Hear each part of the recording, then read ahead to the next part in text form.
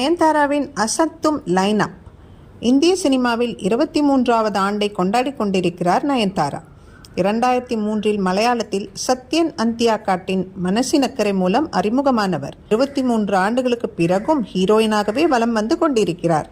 சல்மான் கான், பாலகிருஷ்ணா, மம்முட்டி, மோகன்லால், யாஷ், நிவின் பாலி என பலரின் படங்களில் பிஸியாக இருக்கிறார். சினிமா தான் என்னுடைய வாழ்க்கையாக மாறிவிடும் என்று எனக்கு தெரியாது.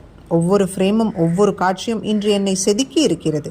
சினிமாவுக்கு நான் என்றென்றும் நன்றியுடன் இருப்பேன் என்று நெகிழ்ச்சியாக சொல்லும் நயன்தாராவின் லைனப் குறித்த அப்டேட் இது. தமிழை தவிர இதர மொழிகளில் ஹீரோக்களுடன் நடித்து வரும் நயன்தாரா தமிழில் ஹீரோயின் சென்ட்ரிக்கில் நடிப்பதில் ஆர்வம் காட்டி வருகிறார். மூக்குத்தி அம்மன் 2, மண்ணாங்கட்டி, சின்ஸ் 1960, ராக்காயி, ஹாய் இவை எல்லாமே ஹீரோயின் சென்ட்ரிக் தான். மூக்குத்தி அம்மன் 2வை சுந்தர் சி இயக்கி முடித்துவிட்டார். ஃபேண்டசி படம் என்பதால் கிராஃபிக்ஸ் வேலைகள் நடந்து வருகிறது. ஹாய் படத்தில் நயன்தாராவுடன் கவின், பாக்யராஜ், பிரபு, ராதிகா என சீனியர்கள் பலர் நடித்துள்ளனர்.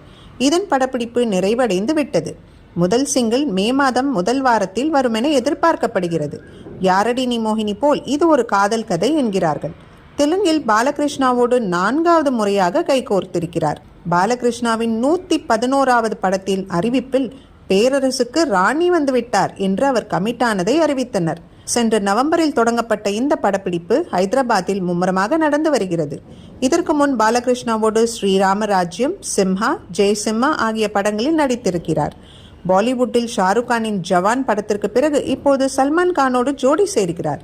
விஜயை வைத்து வாரிசு படத்தை இயக்கிய வம்சி இப்படத்தை இயக்குகிறார். விரைவில் இதன் படப்பிடிப்பு மும்பையில் தொடங்குகிறது.